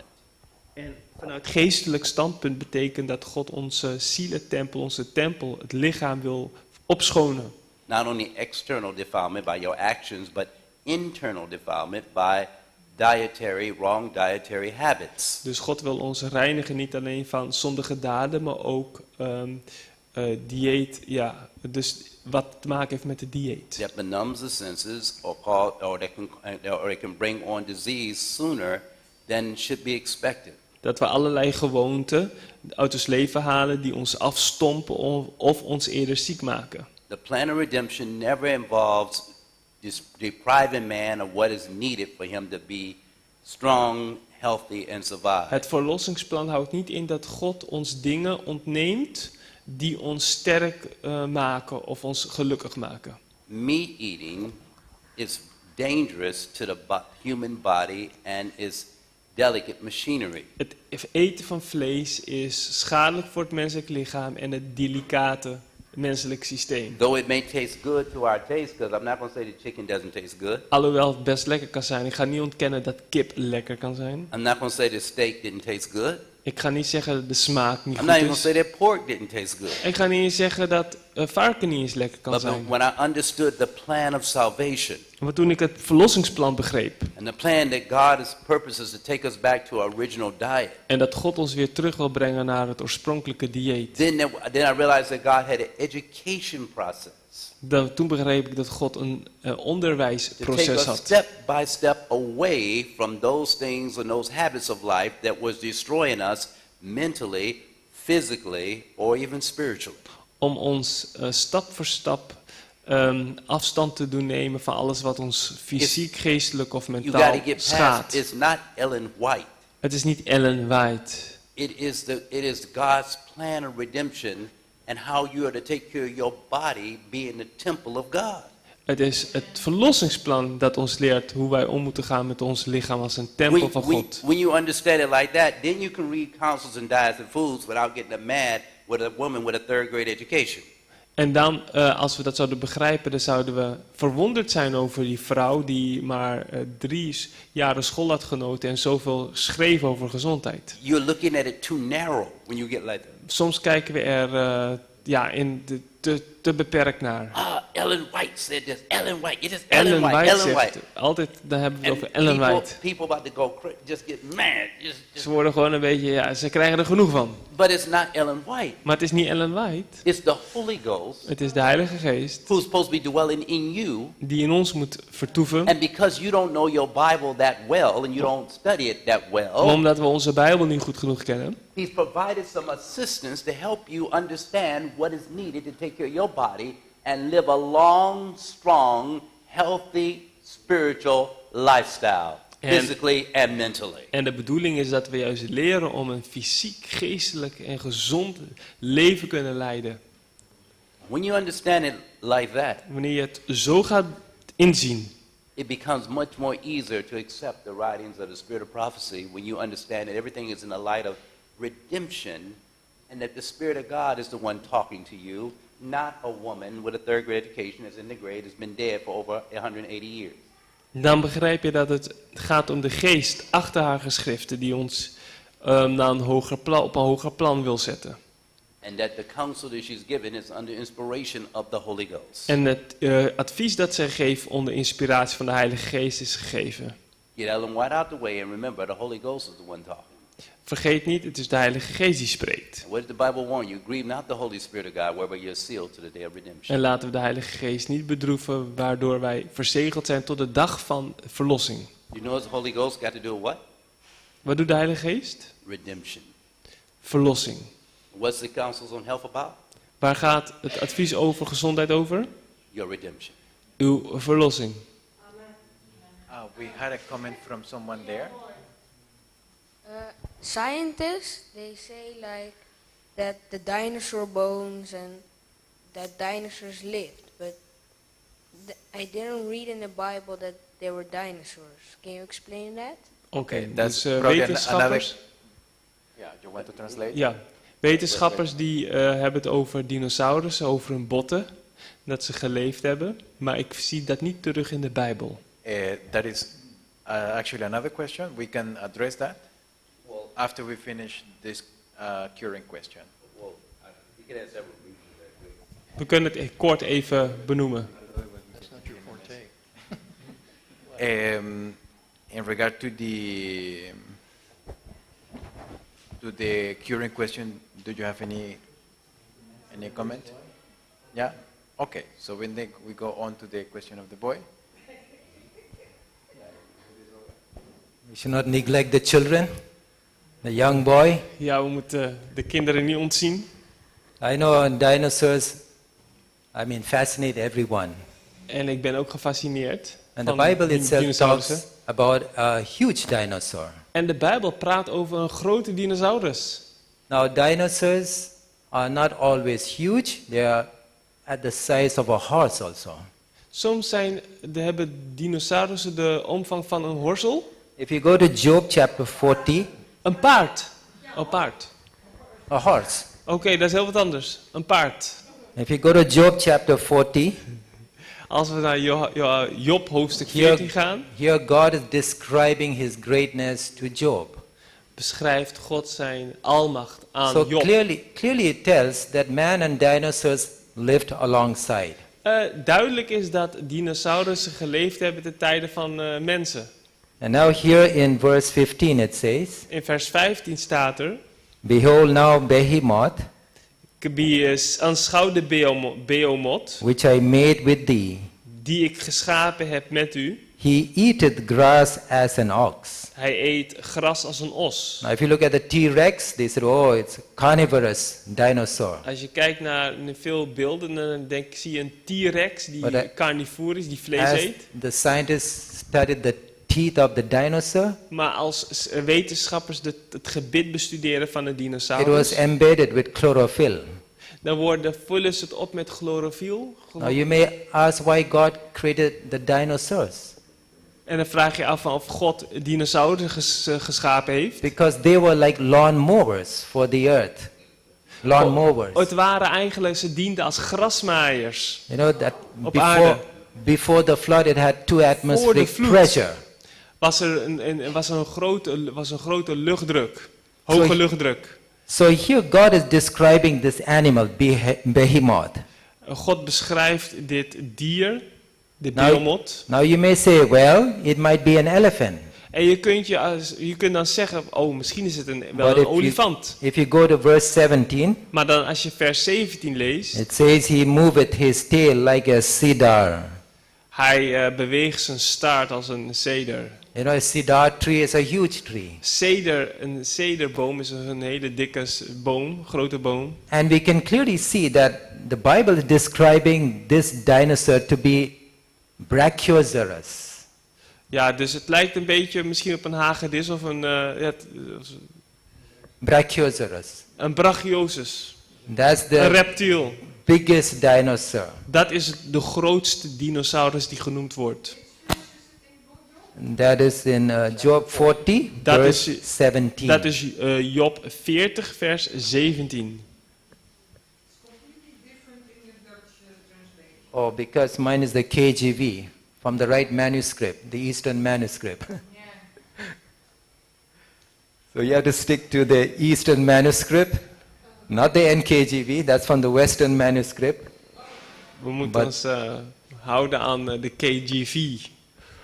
So here the Bible clearly disproves what the scientist is telling us, that dinosaurs and man never lived alongside.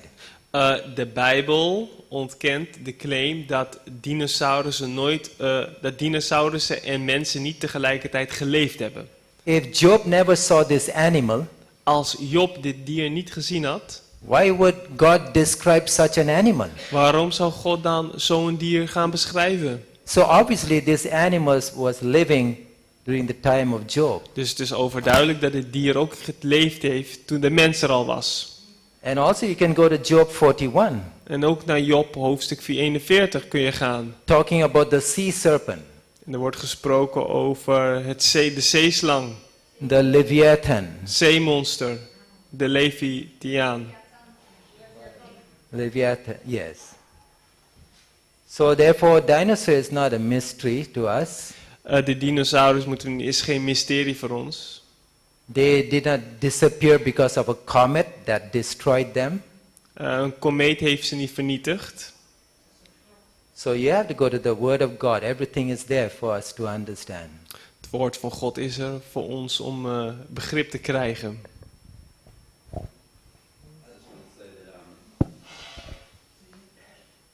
Yeah, the science, as Eva just said, the dinosaur and man did live together. De mens en dinosaurus leefden niet samen. But there's werd gezegd. a closer look at something that gives us a little bit more insight as well. We kunnen nog een beetje dieper erop ingaan. When we go to Genesis chapter 7. Als we naar Genesis hoofdstuk 7 gaan. And we make a comparison. En we een vergelijking maken. Every beast that God made. Elk beest dat God schiep. Clean or unclean. Het zij rein of onrein. Clean or unclean. Het zij rein of onrein. Went into the ark. Ging de ark binnen. Every beast that God made. Elk beest dat God schiep. Clean or unclean. Rein went of into the ark. onrein. Ging de ark binnen. The clean by sevens. Het reine, The 7 unclean maal. by twos. En onreine dieren die gingen een enkelvoudig paar naar binnen. Now, but in Genesis 7:4. Maar Genesis 7 vers 4. I mean 7 wait, 5 I think is where it says. Hoofdstuk 7 vers 5. Hold on. It's okay, watch Genesis 7:2. Genesis 7 vers 2. I want you to notice something with me. It says, "And every beast of and every clean beast thou shalt take to thee by sevens." Van elk rein beest zult u The 7 male nemen. and his female. Een mannetje en een vrouwtje. And the beasts that are not clean. En van de beesten die onrein zijn. By two. Daarvan een paar. By what? The beasts that are not clean by what? Dus van de onreine beesten moest slechts By een enkel two. paar. Dus 1 mannetje en 1 vrouwtje. Now, the word there, there's an interesting word there, and it's the word not. Het woord dat gebruikt wordt is interessant. In Dat Genesis, is nat. What happened here? My page jumped on me. The word not here. Het woord nat hier. Is the word law. Is het, It's a is Hebrew het word woord law. law. And it means not, nay, never. Oh, het betekent nooit, niet. But now the word clean here. Maar het woord rein. The word clean is the word taher. Is het woord taher. And it means to be pure. Betekent om puur te zijn. In a physical. In een fysieke. Chemical. Chemische. Moral. Of morele. And ceremonial sense. En ja, ceremoniële betekenis. Now there's a word here that we need to pay attention to. Dus er is een woord hier waar we op moeten focussen. And it is the word chemical. Dat is chemisch. Why would God talk about clean beasts or unclean beasts and use the word and the definition would bring out the word chemical? Dus waarom, ja, wanneer God het heeft over reine beesten, zien we de definitie voor het woord taher naar boven komen, waarbij er wordt gesproken over iets wat chemisch rein is. What is chemical dealing with? Ja, het chemische gedeelte, waar gaat het over? Genetics and DNA. Daar hebben we het over, ja, genetica en DNA. Every animal that God created from original DNA chemical formation. Dus elk beest dat bestaat uit een formatie van DNA. Clean and unclean. Rein en onrein. Went into the ark. Ging de ark naar binnen. But every animal that God did make but had been chemically altered. Dus elk beest dat ja, eigenlijk gemanipuleerd is. Where the op DNA had been manipulated. Waar het DNA gemanipuleerd was. You don't believe things like that happen, right? zondeval. Today, it's not true, right? En je kunt zeggen dat is toch niet Well, gebeurd. let's talk about 2020 for just a moment. Laten we het even hebben over 2020.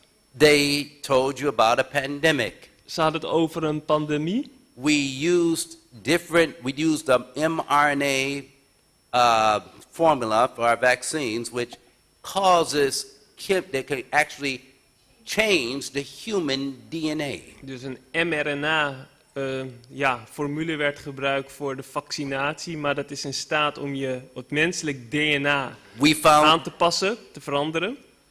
And we found out also that from the AIDS virus on down to COVID, we found out that they are able to take what they use as gain-of-function research, take animal germ viruses and quarantine them in human blood and create and cause the virus to be able to jump from animal to human. They call that gain-of-function research. Dus er is een of andere onderzoeksmethode waarbij ze dus in staat zijn om virus dat aanwezig is in dieren over te laten springen op mensen. And so this type of research was going on in the days of Noah. En dit type onderzoek vond al plaats in de dagen van Noach. To the point that we will read in the spirit of prophecy yet later. Dat wij dusdanig ging het zover dat we op een gegeven moment lezen in de geest there van were profetie certain animals dat er bepaalde dieren waren and certain races of human beings en bepaalde rassen van mensen that had been chemically, or how you say, through amalgamation, they have been altered. Daar komt die term amalgamation vandaan, dat mensen en dieren zich gingen samenvoegen. She said every animal that God created in the earth, but every animal that had been that was not of original formation, meaning original chemical formation, dus genetically formatted. Dus elk dier dat niet oorspronkelijk was op het niveau van DNA, zeg maar, zoals God het had geschapen, did not enter that ark. Dus elk dier dat God niet oorspronkelijk had geschapen, Now, ging de ark niet naar binnen. The word not clean there was never, meaning in a normal, ordinary sense. But when you go down to Genesis 7:9. Dus als je gaat naar Genesis 7 vers 9. The word not clean there. Daar kom je de term of de frase niet rein weer tegen. The word not there is not lo. Daar is het Hebreeuwse woord niet lo. It's the word ayin. Maar het Hebreeuwse woord ayin. And ayin means a beast that not clean, mean beast that did not have a existence, or it was considered a non-entity. It was unidentifiable. Oké, dus het was eigenlijk een dier die je niet kunt identificeren, die niet oorspronkelijk door God geschapen was. The Hebrew says they were fatherless. Ze waren zonder vader, vaderloos. Do we see any beasts like that today? Vinden we zulke Did beesten man do any type of vandaag de dag? experimentations with beasts and genetic crossbreeding with animals? Ja, zie je dat soort What experimenten about a lion gebeuren and a met tiger? dieren? What do they call it today? Een liger. Een leeuw en een tijger die gekruist worden What was bijvoorbeeld. that? That's genetic crossbreeding. Dus dat is eigenlijk een genetisch, genetische kruisbestuiving. That's a mild form of amalgamation. Het is een milde vorm van amalgamation. To the point that beast cannot reproduce. En het gaat zover dat het beest niet meer in staat is om zich voor te planten. So as it was in the days of Noah. Zoals het was in de dagen van Noach. So shall it be in the day of the Son of Man. Zo zal het ook zijn in de dagen wanneer de Zoon des Mensen terugkomt. And so we have amalgamation going on now. Ook nu gebeurt amalgamation. And now we're talking transhumanism. En nu wordt gesproken over transhumanisme. We're gonna alter the human mind by bringing the human mind in contact with machine. We willen de menselijke geest veranderen om hem in contact te brengen, door hem in contact te brengen met machines. And we're watching it take place. We heard Elon Musk said we're going to put a chip in the brain of a human being. Elon Musk had het erover om een chip te planten in het menselijk brein. Many people got the vaccine and received magnetism on their arms. Everybody laughed and said that was a mockery. That's not true. It was true. Ja, sommige mensen die maken er een grap van dat werkelijk een chip geïmplementeerd werd in je arm. The magnetism that was on their arm was due to the nanoparticles that had been injected in them by the COVID, by the vaccine of Johnson & Johnson what's the other guys? What was the other vaccine companies? Pfizer and others. They injected the people with nanoparticles that send electromagnetic wave signals to the towers that was set up in the different parts of the country. Dus je hebt van die That they can nanodeeltjes. monitor the behavior of human beings from your health on down to your actions based on the nanoparticles injected into the system. Dus in dat vaccin zaten er nanodeeltjes This is, I die am not, magnetische velden uitzenden. En daarmee dan kunnen ze vanuit bepaalde torens of satellieten kunnen ze je gedrag beïnvloeden. this is the elephant in the room that we don't want to discuss. Dit is de olifant in de kamer die We we don't niet even want to willen admit that we benoemen. were deceived.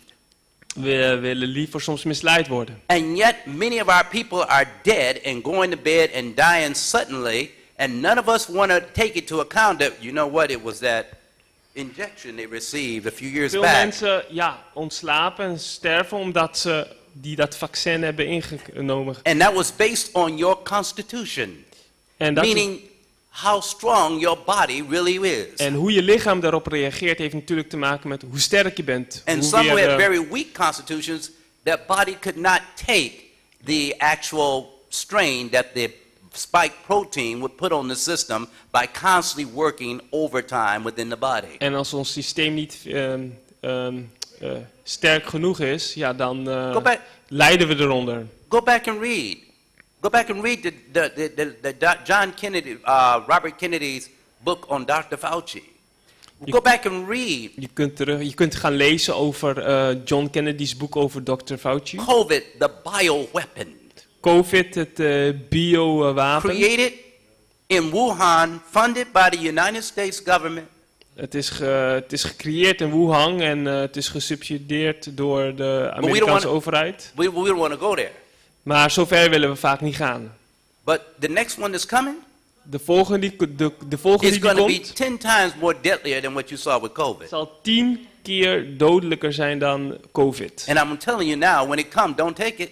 En als het komt, neem het niet Or you in. might as well go on and write your will, Of je kunt alvast je testament, because that's going to be it. testament gaan laten Because the opstellen. goal is depopulation. Want het doel is het minimaliseren van de It's wereldbevolking. too many of you here. We moeten uitgedund worden. Er zijn te We're veel van not, ons hier. the human environment today is not in a sustainable development level for growth. So many of you need to be taken out, like we cut off cattle. Velen van ons moeten uitgeschakeld worden omdat het niet zou leiden tot economische groei. This is the mindset of these people in high places of government and monarchies Dit is and the vaak elite rich of the world. het ideaal van de rijken en de leiders van de wereld. The billionaires whose countries, some of our countries are their background, their playground. En vele rijke, invloedrijke mensen die zien de wereld So als I don't want to get als too een far spel. off, but I just wanted to let you see. It's going on. Er gebeurt veel.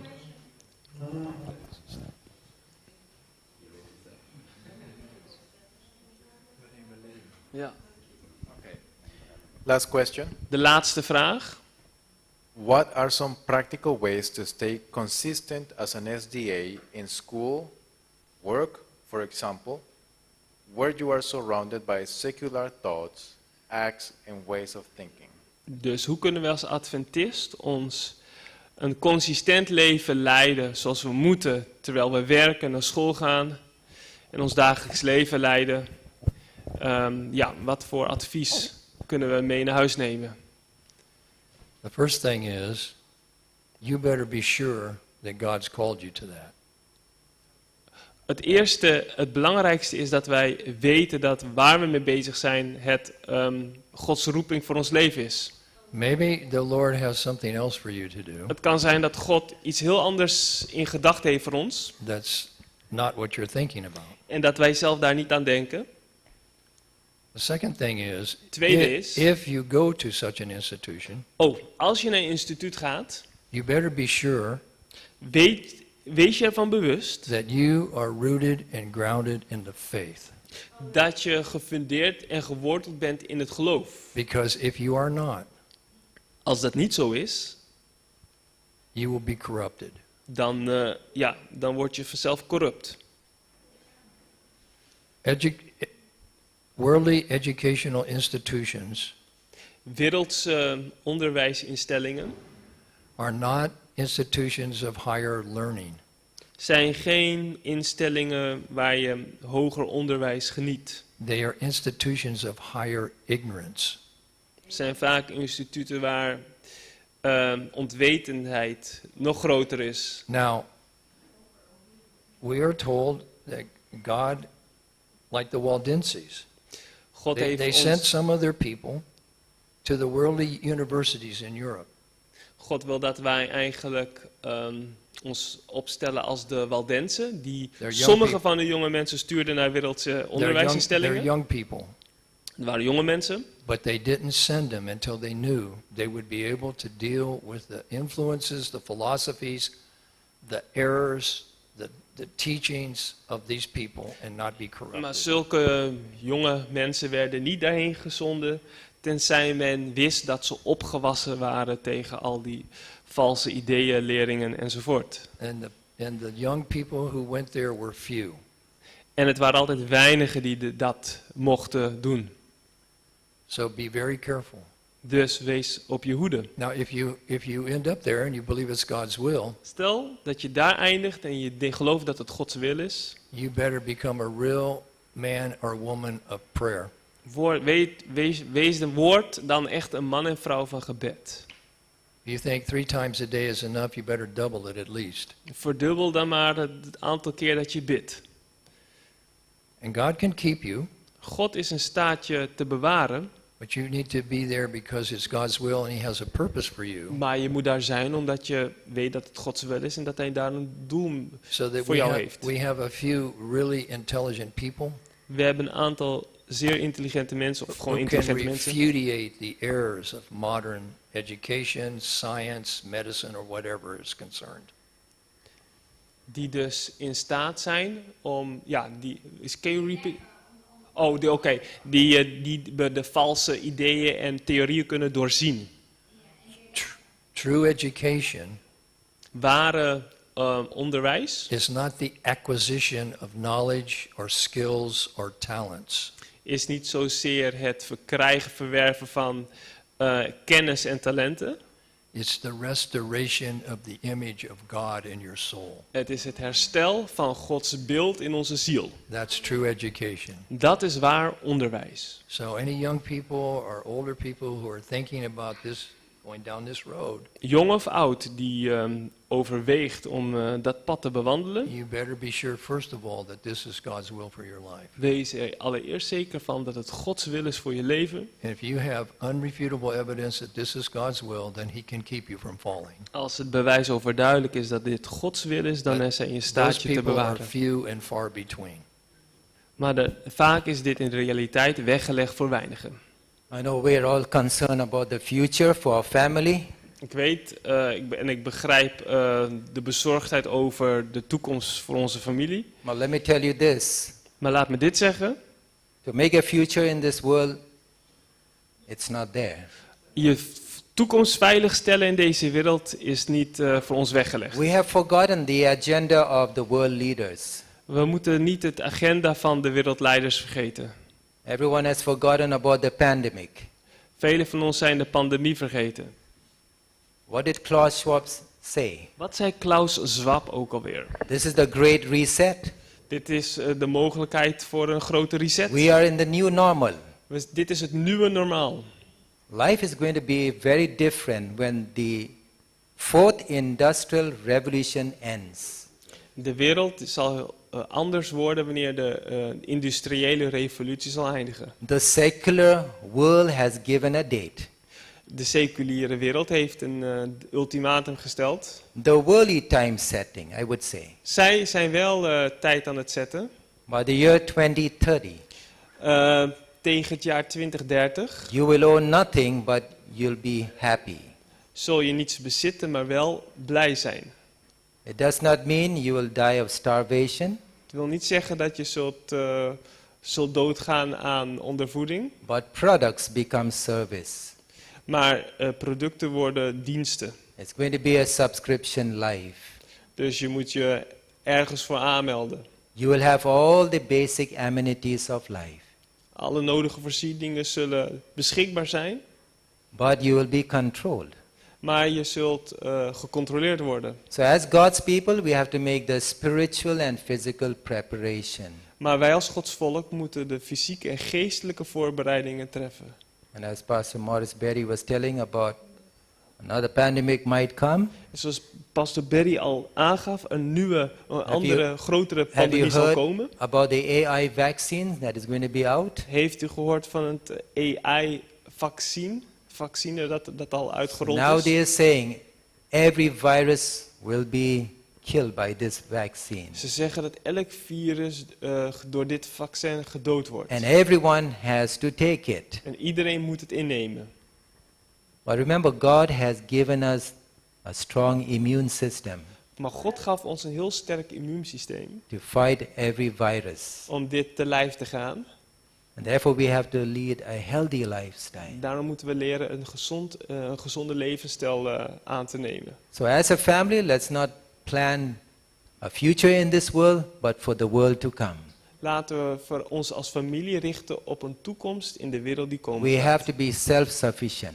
We moeten zelfvoorzienend zijn. And that's the reason why country living is so important. En daarom is plattelandsleven zo belangrijk. In India, I have got a place where we're setting it up. Ik heb in India een plek waar we zoiets opzetten.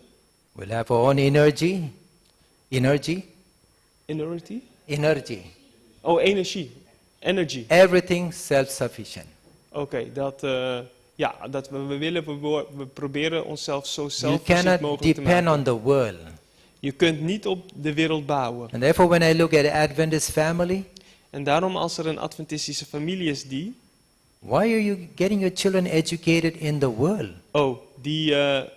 die bijvoorbeeld hun kinderen naar school laat gaan in de wereld. Most Indian parents want their children to be either doctor or engineer.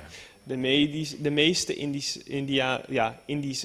ouders uit India die willen dat hun kinderen of dokter worden of ingenieur. Today, everyone's studying AI engineering. Tegenwoordig bestudeert iedereen AI engineering. And that's modern spiritualism. En dat is eigenlijk modern spiritisme. Once you reach ASI, Wanneer we aankomen bij the ASI, world is going to be so different. dan zal de wereld zo veranderd zijn. And that's why Elon Musk wants to go ahead with his project Neuralink. Daarom wil Elon Musk doorgaan met zijn project Neuralink. So that you can compete with AI. Om de competitie aan te gaan met AI. And the social scientist Yuval Harari, have you heard about him? En sociale wetenschappers als Yuval Harari. He said we're moving from human 1.0 Wij gaan van de mensheid 1.0 to human 2.0. naar mensheid 2.0. And therefore, human beings are going to become useless in this world. Mensen worden eigenlijk een beetje nutteloos hier op deze Now, aarde. because of the vaccine, every human being who has taken the vaccine Vanwege het vaccin, ieder die dat ingenomen heeft, have become a hackable human. is eigenlijk nu hackbaar. I had a presentation about hackable humans. Als je het hebt over mensen die, hackbare mensen, daar was een presentatie over. And YouTube took it down immediately. En YouTube heeft het meteen verwijderd. You cannot talk about it. Je mag daar niet over praten. So you see where the world is heading to. Je ziet welke richting de wereld So ingaat. right now, every Adventist family should put his or her house in order. Iedere Adventistische familie moet zijn of haar huis op orde zetten. And let us prepare to meet Jesus. Laten wij ons voorbereiden om Jezus Prepare te your ontmoeten. children to have the character that Jesus wants us to have. Laten we onze kinderen groot brengen om het karakter van God te krijgen. Thank you. Dank u. I would like to say something on education. Ik wil graag iets zeggen over onderwijs. Sister White is very clear dozens and dozens of times Ellen White is vaak heel erg duidelijk, keer op keer, that it is a sin for parents to send their children to public schools. dat het een zonde is voor ouders om hun kinderen te sturen naar publieke scholen, openbare scholen. There are exceptions, Er zijn uitzonderingen, but not for the young people. maar de algemene regel zegt wat anders. We can prove that with Adventist history, how that was handled in the times of Sister White. En als we kijken in de Adventistische geschiedenis, dan zien we hoe dat er aan toe ging. In the society today, all the young people think that they are the exception. Velen denken dat zij de uitzondering op de regel zijn. They cannot really measure if they are grounded and rooted in the truth. Men weet vaak niet goed in te schatten hoe diep men geworteld is in de waarheid. And by the way, a university is also a public school of learning. Een universiteit is ook een openbare school of instelling waar je onderwijs krijgt. Now, if you have doubts on, or you would like to get these quotations, you can come to me. Als je die citaten wil inzien, dan kun je naar mij toe komen naderhand. Not 10 times she says it, but more than 10 times. Meer dan 10 keer zegt ze het. Don't go to public schools. Ga niet naar openbare scholen. Also, not let your children grow in ignorance while you have them at home. En laat je kinderen niet opgroeien in onwetendheid terwijl je ze thuis It's hebt. also a sin. Dat is dus ook Ja. een zonde. Now, regarding true education, Met betrekking tot waar onderwijs. Sister White says it begins in the garden, Het begint in de tuin. and the intellectual knowledge should be combined with practical knowledge. Intellectuele kennis moet gecombineerd worden met praktische vaardigheden. In the garden and manual arts. En handvaardigheid. She says that our institutions should not give out any degrees, Onze instituten moeten geen graden uitreiken. Degrees en graden. except on the medical field. Dus alleen met uitzondering van medische zendingswerk. So how this exception was handled in the times of Sister White. Hoe werd dit toegepast in de tijd van Ellen White? The oldest men in the institution De oudste mannen op zo'n instituut, were in the 40s and 50s, two of them. tussen de 40 en 50 jaar, 2 van hen, They went to the university, gingen naar de universiteit, took the knowledge from there that was right according to a biblical perspective, gingen daarheen voor de kennis en wat in overeenstemming was met bijbelse principes. they had the experience and the knowledge to filter everything with the help of the Holy Ghost, Met behulp van de Heilige Geest en de kennis die ze hadden, waren ze in staat om alles te filteren. and pass on the right medical knowledge to the students in the institution. En gingen daarna de kennis die ze hadden opgedaan, gingen ze weer overbrengen aan de studenten op zo'n instituut. So if you want to be faithful on this point, Dus als je getrouw wil zijn op dit punt, this is the actual counsel. dit is het exacte advies. It's totally opposite to what we know in our society today. Het staat haaks op wat wij gebruikelijk vinden in onze samenleving. And it requires to sacrifice the idol of who you can become. En het houdt in dat we bereid moeten zijn om ons, wie wij kunnen zijn, om dat idee op te geven. But nevertheless, it's what the Lord says. Hoe dan ook, we moeten uitgaan van wat de Heer zegt. That was the end of the question.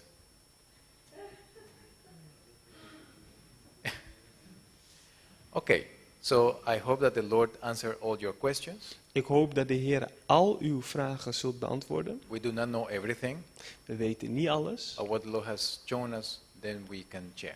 maar wat de Heer ons getoond heeft, dat kunnen we delen. If we are wrong on something, we can also learn from you if you can prove your point. Als u het punt kunt onderbouwen, dan kunnen wij zelf daarvan leren. So I will say, God bless. Ik zou zeggen, Gods rijke zegen. As soon as time for supper. En zometeen is het tijd voor het avondeten. Let's pray. Laten we bidden.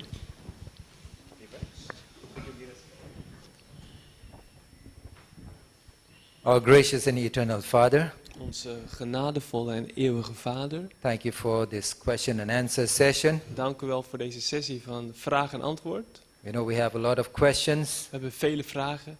or time will not permit us. Tijd staat ons niet toe. Nevertheless, we thank you for the time you've given us, Desondanks zijn we dankbaar voor de tijd die u ons schonk. where we can clear certain doubts that were in our minds. Om bepaalde twijfels weg te bannen uit ons hoofd. I pray that we will make your word as our guide. Ik bid dat wij uw woord tot onze gids maken. And whatever we do in our life, En wat we ook doen in ons leven, that it be in accordance with your holy word. dat het in overeenstemming is met uw heilige woord. May we continue to be your witnesses in this world, Dat wij het goede getuigen van u mogen zijn in deze wereld. to reach out to people who are still in darkness. Om mensen te benaderen die nog in duisternis leven. And most important of all, that we get ready to meet Jesus En het allerbelangrijkste dat wij gereed worden gemaakt om Jezus te ontmoeten. and to prepare others to meet Jesus. En anderen daarin ook voor te bereiden om hem te ontmoeten. Thank you for hearing our prayers. Dank u wel dat u onze gebeden verhoort. For I pray in Jesus' name. En dit bidden wij in Jezus' naam. Amen. Amen.